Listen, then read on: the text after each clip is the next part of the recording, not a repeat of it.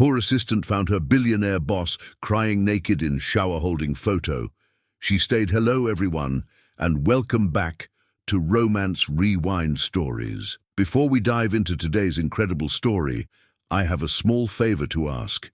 If you're enjoying these heartwarming tales, please hit that subscribe button and turn on the notification bell so you never miss our latest uploads. It's quick, it's free, and it's the best way to support us in bringing you more emotional romance stories. And here's something I'd love to know. Where are you watching from today? Drop your city or country in the comments below. I always enjoy seeing our amazing community from around the world. Oh, and if this story touches your heart, don't forget to hit the like button.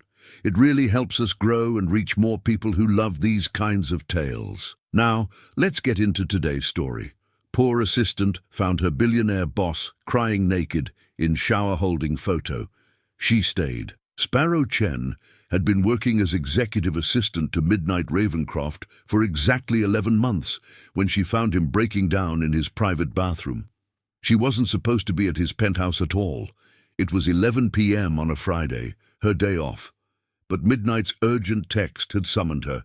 Need the Yamamoto contracts immediately. Bring them to my home.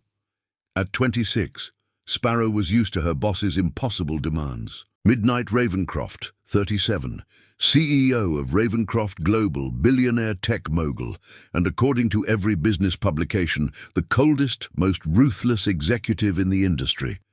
In 11 months, Sparrow had never seen him smile, never heard him laugh. He communicated in clipped commands and expected perfection, but he paid exceptionally well, $85,000 a year, triple what other assistants made, and Sparrow needed every penny to support her mother's medical bills. So when Midnight texted at 11 p.m., Sparrow grabbed the contracts from the office and drove to his building. The doorman let her up. She was on the approved list. The private elevator opened directly into Midnight's penthouse, and Sparrow called out as she entered, "Mr. Ravencroft, I have the contracts." No response. The penthouse was dark, except for light coming from down the hallway. Sparrow moved cautiously, calling out again, "Mr. Ravencroft." That's when she heard it. A sound that made her blood run cold, because it was so unexpected, so wrong, coming from the man she knew. Sobbing. Raw, wrenching sobs that sounded like someone's soul was tearing apart. Sparrow followed the sound to the master bedroom, found it empty, then saw light and steam coming from the attached bathroom. The door was partially open. She should have respected his privacy, left the contracts on his desk, and fled. But something about those sobs, the sheer devastation in them, made her push the door open. Midnight Ravencroft sat on the floor of his massive glass shower, water cascading over him, fully naked, clutching a photograph to his chest while he cried with an intensity that was frightening. He didn't even notice her standing there, so lost in his grief. "Mr. Ravencroft," Sparrow said softly. His head snapped up, and for the first time in 11 months, Sparrow saw actual emotion on his face. Not the cold mask he wore constantly, but raw pain, shock, humiliation, and something that looked like relief. "Get out," he said, but there was no force behind it. His voice was wrecked from crying. "No," Sparrow said, making a decision. She grabbed a towel from the rack, stepped into the steam-filled bathroom, and sat down on the tile floor outside the shower, back against the glass. "I'm not leaving you like this. I'm your boss. I'm ordering you to leave. Then fire me. But I'm not leaving a human being who's clearly in crisis alone on a bathroom floor." Midnight was quiet for a long moment. Then, "Today is the anniversary. 5 years. I thought I could handle it alone this year. I was wrong." "Anniversary of what?" Sparrow asked gently. "My son, Orion. He died 5 years ago today. He was 3 years old." Midnight's voice broke. "This photograph is from his 3rd birthday, 2 weeks before the car accident that killed him and his mother. It's the last picture I have where he's smiling." Sparrow felt tears spring to her eyes.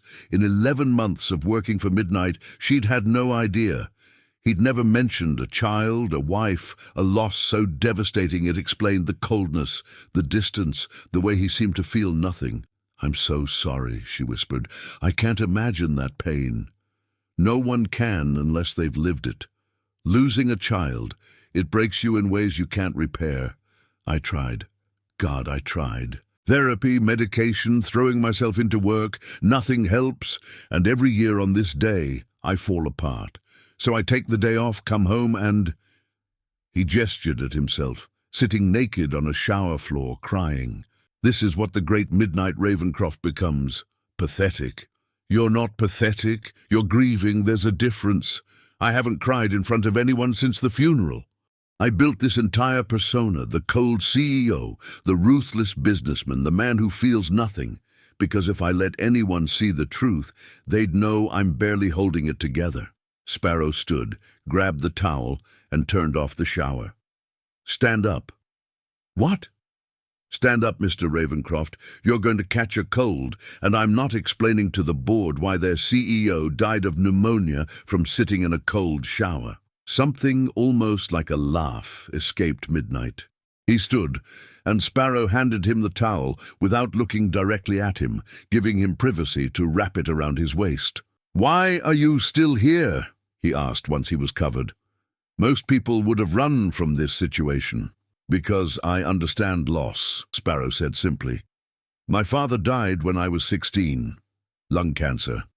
I watched him deteriorate for a year, and when he finally died, part of me died with him. It's not the same as losing a child. I know that. But I understand the weight of grief, how it crushes you, how everyone expects you to move on when you can't." Midnight studied her face, seeing her, really seeing her for the first time in 11 months. "You never mentioned your father. You never asked about my personal life. In 11 months, you've never asked me a single personal question. Do you even know how old I am? Where I live? Why I work the insane hours you demand?" "No," Midnight admitted. "I deliberately don't learn about people's personal lives. It's easier to remain detached that way, easier to not care." "How's that working for you?" Sparrow asked, gesturing at the bathroom, at him wrapped in a towel, eyes red from crying, holding a photograph of his dead son. "Clearly not well." Midnight sat on the edge of his massive bathtub, still clutching the photo. "This is Orion, 3 years old, obsessed with dinosaurs and space, had his mother's laugh and my stubbornness. He and my wife Claire were coming home from his birthday party when a drunk driver ran a red light. Both died instantly. I was supposed to be at that party, but I was working. Closed a merger that felt important at the time. Now I can't even remember which company, but I remember missing my son's last birthday. I remember choosing work over family, and I've been punishing myself ever since." "You're by working yourself to death and being cold to everyone around you? By making sure I never care about anything again? If you don't care, you can't be hurt. If you don't love, you can't lose. That's not living. That's just existing. Existing is safer." Midnight looked at Sparrow. "Why did you really stay? The truth." "Because for 11 months, I've watched you be this inhuman machine. No emotion, no warmth, no connection. And I hated you for it. I thought you were just another rich asshole who didn't care about anyone. But finding you like this, seeing that you're not cold, you're broken, it changes everything. You're not a monster. You're just a father still grieving his child. And nobody should grieve alone. You should leave, Sparrow. This is inappropriate. I'm your boss. I'm barely dressed, and you've seen me at my most vulnerable. Monday morning will be impossible. Then I'll resign Monday. But tonight, right now, I'm not leaving you alone on the anniversary of your son's death. So you can either accept my company or spend the next hour arguing about it. Your choice." Midnight looked at her for a long moment. Then something in his expression cracked. "Stay, please. I can't be alone tonight." Sparrow nodded. "Get dressed. I'll make tea. Then you're going to tell me about Orion. Not the grief, not the loss, the joy. Who he was when he was alive. 20 minutes later, they sat in Midnight's massive living room, him in sweats and a t-shirt, her curled up on the opposite end of his couch, both holding mugs of tea. And he talked about his son. Orion was obsessed with T-Rexes, had this plastic dinosaur he carried everywhere, named him Rexy, with zero creativity. He'd narrate Rexy's adventures constantly. Rexy is hunting for food. Rexy is fighting bad dinosaurs. Rexy is sleepy. Claire would record him sometimes. I still have the videos on my phone. I watch them when the grief is overwhelming. What was his laugh like? Sparrow asked. Ridiculous. This high-pitched giggle that was completely infectious. You couldn't hear it without smiling.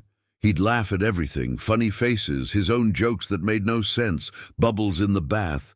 He found joy in everything. He sounds wonderful.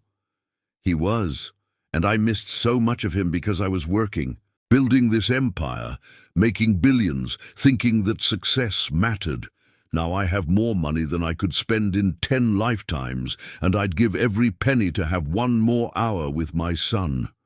Is that why you work so hard now? Punishment for missing time with him? Partially. Also because if I'm working, I'm not thinking, not feeling, not missing them. Sparrow, do you know how many times I've stood on my balcony and thought about stepping off? Just ending the pain. Sparrow's breath caught. Have you talked to anyone about that? A therapist? I see a therapist twice a week. I'm on medication. I'm doing all the right things to manage my grief. But some days the weight of it is crushing. Some days existing feels like more effort than I have. Today is one of those days. Then I'm especially glad I stayed, Sparrow said quietly, because you shouldn't be alone on days like this. They talked until 3 a.m. Midnight told her about Claire, about their courtship and marriage, about the joy of becoming a father, about the moment police knocked on his door to tell him his family was gone. Sparrow told him about her father, about her mother's declining health and mounting medical bills, about why she worked the insane hours he demanded. Every extra penny went to keeping her mother alive. That's why you never complain, Midnight said, realization dawning. About the late nights, the impossible demands, the way I treat you like a machine rather than a person. You need the money too desperately to risk losing this job. Yes, and you pay well enough that I can cover my mom's bills and still eat. Most months anyway. I'm a terrible boss. You're a grieving father who channeled his pain into becoming a ruthless CEO. I understand it now. Doesn't excuse it, but I understand it. I don't want to be this person anymore, Midnight admitted. The cold, distant billionaire, but I don't know how to be anything else. This armor protects me. From what? More loss. Midnight, you're already living like you've lost everything. What's left to protect? The question hung in the air between them. Finally, Midnight said, will you stay? Not just tonight, but as my assistant. I know this changes things. I know Monday will be awkward. But Sparrow, you're the first person in 5 years who's seen the real me and didn't run. I need that. Need someone who knows the truth. I'll stay, but Midnight, things have to change. You have to start treating me, treating everyone, like humans, not machines. Your grief doesn't give you permission to be cruel. You're right. And I'll try. It's just, being kind requires being vulnerable. Vulnerability leads to connection. Connection leads to caring, and caring leads to loss. I don't know if I can survive that cycle again. So you'd rather survive than live? Midnight, Orion was 3. He lived more fully in 3 years than you have in the 5 years since he died. Don't you think he'd want better for you? Midnight's eyes filled with tears again. Claire used to say the same thing, that I needed to slow down, be present, enjoy life. I didn't listen. And now she's gone too. And I'm haunted by all the moments I missed. Then stop missing moments. Start living again. Not immediately, grief doesn't work that way. But Midnight, you're 37. You could have 40 more years ahead of you. Do you want to spend them as the cold billionaire everyone fears, or as a human being who's learning to carry loss while still finding joy? I don't know if I can find joy again. Then start smaller. Find moments of peace, of contentment, of connection. Joy can come later. Over the next 6 months, things changed at Ravencroft Global. Midnight started leaving the office at reasonable hours. He learned his employees' names, asked about their lives, showed actual interest. The infamous cold CEO began thawing, and people noticed. And through it all, Sparrow was there, not just as his assistant, but as the one person who knew the truth, who'd seen him at his most broken and stayed anyway. "I'm falling for you," Midnight admitted one evening, 6 months after that terrible night. They were in his office after hours, reviewing contracts, and the words just slipped out. Sparrow looked up from her laptop. "What?" "I'm falling for you, have been for months. Sparrow, you saw me at my absolute worst, and you didn't run. You stayed. You reminded me how to be human. You're the first person since Claire that I've actually wanted to let in. Midnight, I'm your assistant. The power dynamic is complicated, I know, which is why I'm offering you a different position, head of HR. Same pay, different reporting structure. You'd report to the CFO instead of me. Then I'm not your boss, and we can explore this without ethical complications. You're restructuring corporate reporting because you have feelings for me. I'm restructuring corporate reporting because you're overqualified to be an assistant, and because I want permission to pursue these feelings without the power imbalance. Sparrow, I know I'm broken. I know I have bad days where the grief overwhelms me. I know I'm not the easiest person to love, but I'm trying to heal, and I'd like to try healing with you if you'll have me." Sparrow was quiet for a long moment. "I fell for you that night, when I found you breaking down in the shower, because I saw the real you, not the cold CEO, but the grieving father who loved his son so much that losing him nearly destroyed you. That's who I want, not the perfect billionaire, but the broken human who's learning to live again.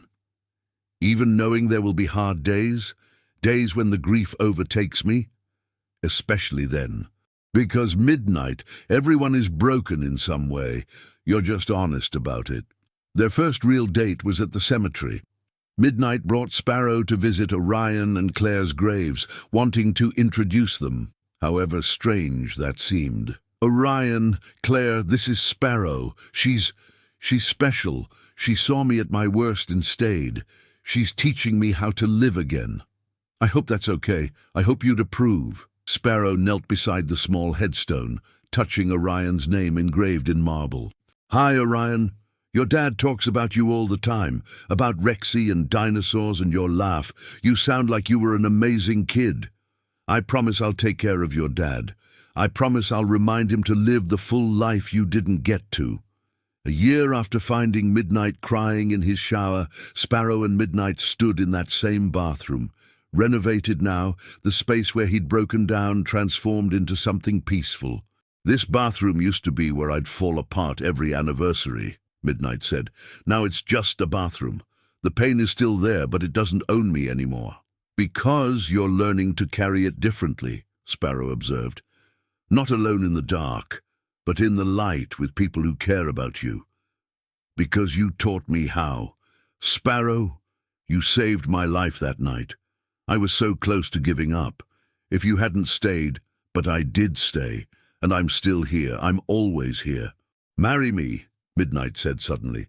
"I know it's fast. I know I'm still healing. But Sparrow, you've shown me that healing is possible, that life after loss can still have meaning. Will you marry me?"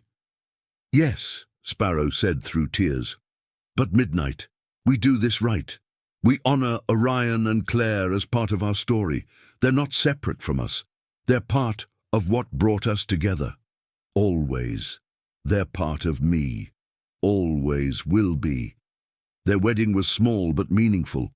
A photo of Orion and Claire sat on the altar, acknowledging that love doesn't erase previous loves. It coexists with them. During his vows, Midnight said, "Sparrow, You found me broken on a bathroom floor and you stayed.